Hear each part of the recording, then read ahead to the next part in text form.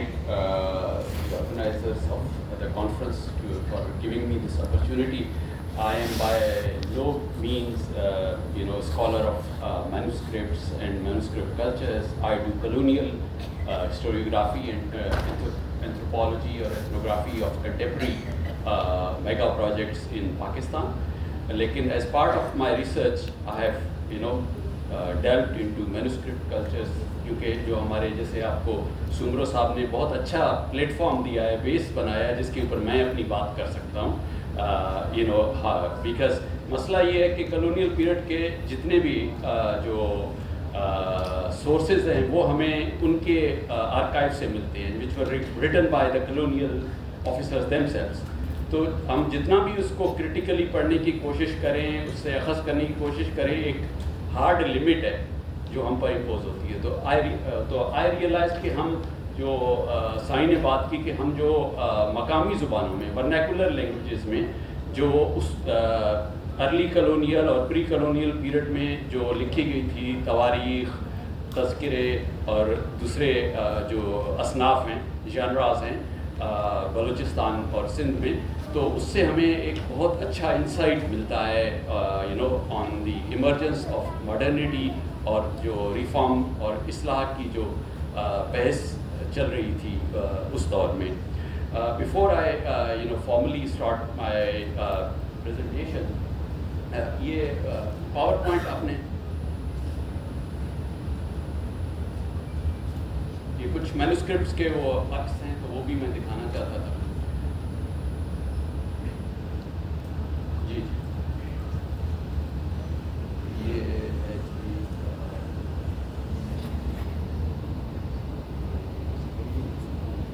opportunity to acknowledge the great work of Dr. N.A. Baloch Saab.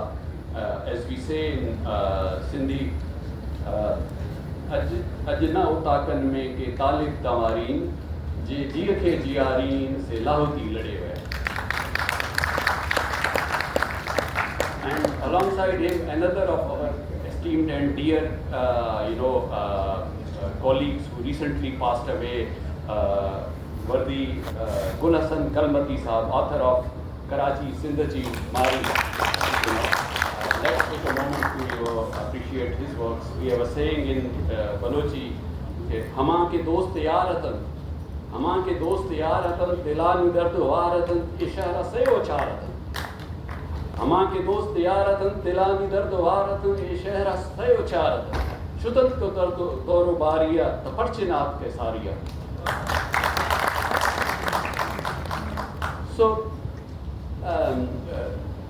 So one of the key debates in the history of modern South Asia has been کہ to what extent جو religious reform کا اور جو colonial role کو challenge کرنے کا جو discourse تھا، جو اس کی جو ہے محرکات تھے، وہ شروع ہوئے اور ان کی ڈیولپمنٹ کیسے ہوئی. تو ٹریڈیشنلی اس میں یہ ہوتا ہے ہمارے یہاں پاکستان میں، کیونکہ شروع دن سے ہمارے بدقسمتی سے ہمارے ملک کو ایک یونیٹری اسٹیٹ کی طرح چلایا گیا، تو وہ جو نیریٹو تھا وہ سارا پارٹیشن اور اس کے آس پاس ہی گھومتا رہا. تو وہ علاقے جو لکیر سے تھوڑا دور تھے، یعنی جو میری ٹائم کوریڈور تھا جو گوادر اور مکران پوسٹ اور سندھ کا تھا، ان کی بھی جو تاریخ ہے اس کے اوپر بھی کوئی سیر حاصل بحث اور اسٹڈی نہیں ہو پائی. اور پھر جو بلوچستان کی طرح جو علاقے افغان فرنٹیئر کے ساتھ تھے، تو ان کا بھی ذکر جو ہے نا وہ اس طرح سے ہماری تاریخ میں نہیں آیا اور اس کے اوپر سیر حاصل ریسرچ اور بحث نہیں ہوئی جس طرح کے ہونا چاہیے تھا.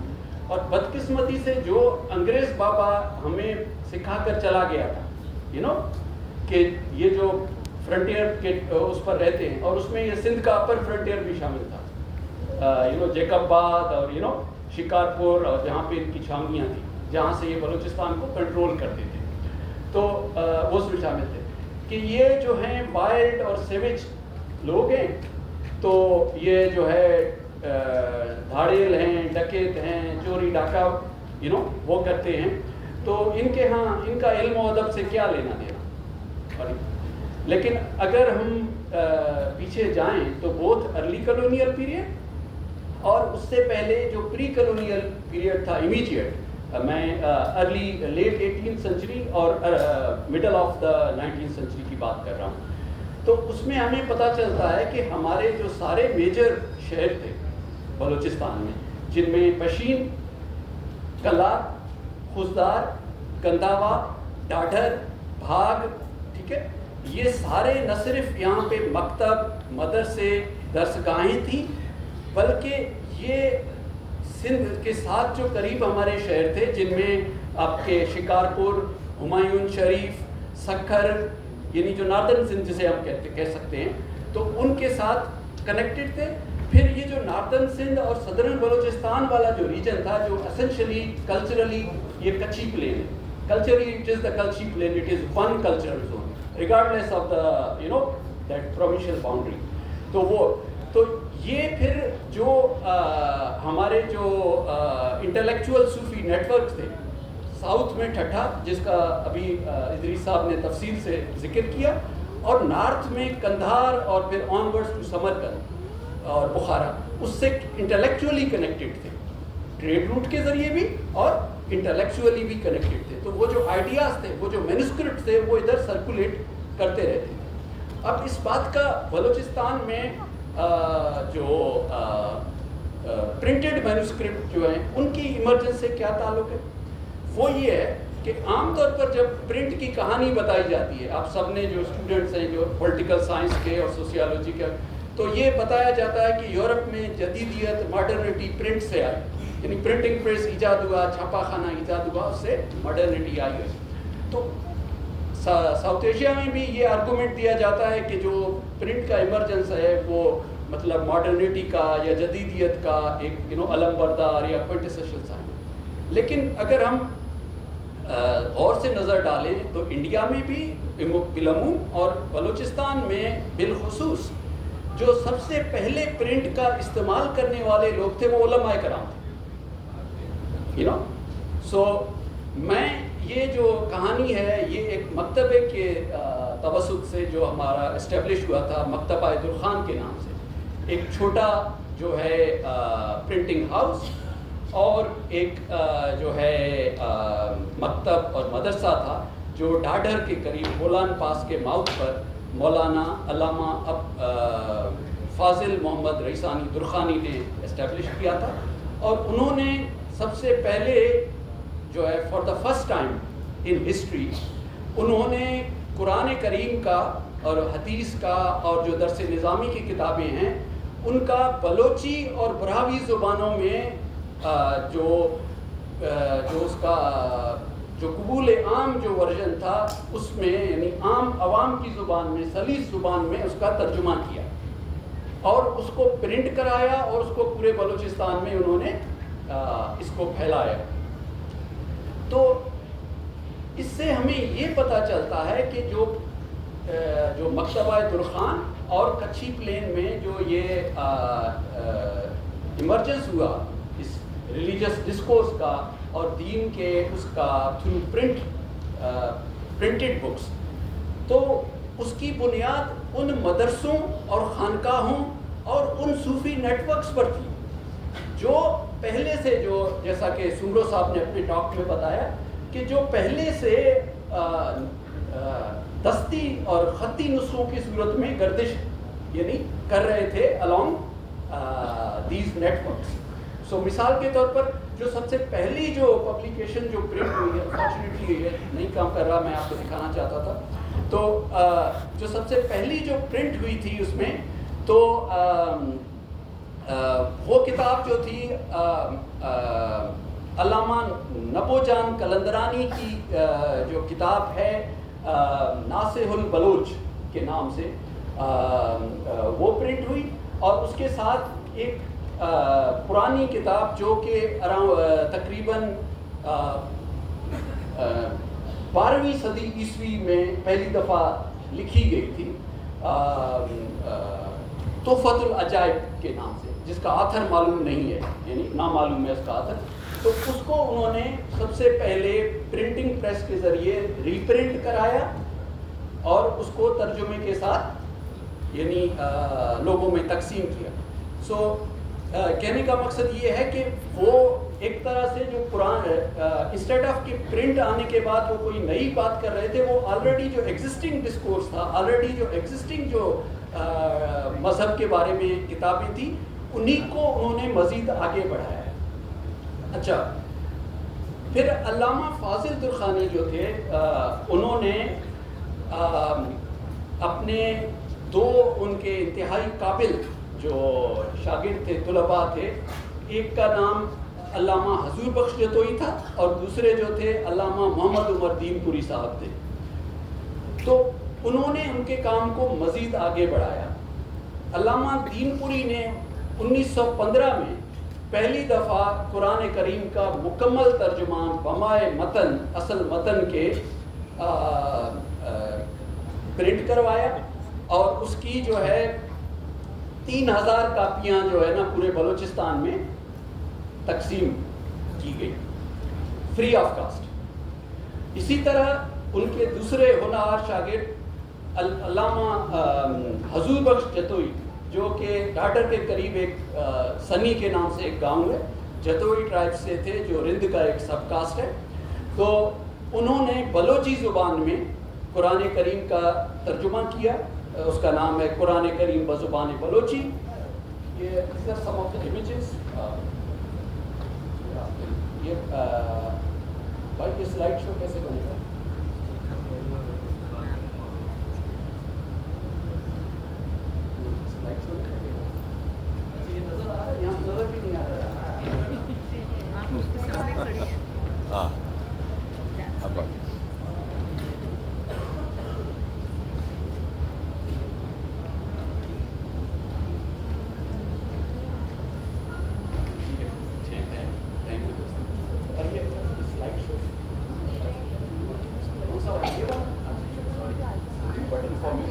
My apologies. A Luddite, when it comes to technology. تو یہ میں دکھانا چاہتا تھا آپ کو کہ جو ریپرزنٹیشن تھی بلوچوں کی کالونیل رول میں وہ اس طرح تھی، اور انفارچونیٹلی یہ ٹروپ آج بھی چل رہا ہے. ٹھیک ہے، یہ گرافک میگزین تھا. یہ اگین یہ دوسرا ٹروپ ہے، نوبل سیویج والا. ٹھیک ہے، وہ خان خدا داد خان ہے، خان آف کلات، اور لارڈ لٹن جو ہے سامنے بیٹھ ان کے وہ ہیں. اور یہ وہی ہے کہ جی بلوچ نوبل ہوتا ہے، لیکن بٹ دیکھیں Nobel sewage is still a sewage. یہ وہ نسخہ ہے قرآن کریم کا جو برابی زبان میں علامہ دین پوری نے ترجمہ کیا تھا. یہ دیکھیں، یہ ہندوستان اسٹیم پریس سے پبلش ہوا. اور یہ جو بلوچی کا جو علامہ حضور بخش جتوئی نے ترجمہ کیا تھا. اسی طرح اور بہت سارے سبسیکوینٹلی. تو یہ جو ان کا جو لٹریری اور انٹلیکچوئل پروڈکشن تھا، this is the largest corpus of printed works in entire colonial period. ان سے زیادہ کسی اور نے، چاہے وہ نیشنلسٹ تھے چاہے اور تھے، انہوں نے چھاپے. تو جو ان کے ساتھ جو اومیشن ہوئی ہے ہسٹری میں ان کے رول کی، اس کا ڈائلیما جو ہے نا وہ دو طرفہ ہے. ایک طرف سے یہ ہے کہ جو مین اسٹریم نیشنل ہسٹورین ہے اس نے تو ویسے ہی ڈسمس کیا ہوا ہے بلوچستان کو کہ یہ تو سیویج لوگ ہیں، یہ کیا. دوسرا جو بلوچ نیشنلسٹ ہے وہ اپنی ناک سے آگے دیکھ نہیں سکتا، گستاخی معاف. وہ سمجھتا ہے کہ ہم نیشنلسٹوں نے یہ سب کو سکھایا ہے. نیشنلزم تو ایک پوسٹ وار فینومینا تھا. فرسٹ گریٹ وار کے بعد جا کر یوسف عزیز مکسی اور انہوں نے کام شروع کیا تھا. لیکن یہ صاحبان تو اس سے پہلے 1883 سے کام کر رہے تھے. اور بائی 1915 انہوں نے قرآن کے بلوچی اور براوی میں ترجمے بھی کر دیے تھے. تو اس تاریخ کو سمجھنا بہت ضروری ہے اس حساب سے. تو یہ دیکھ رہے ہیں کہ یہ جو طرز نظامی اور ہمارے عام جو کریکولم ہوتا ہے یہ اس کا حصہ ہیں یہ ساری کتابیں. تو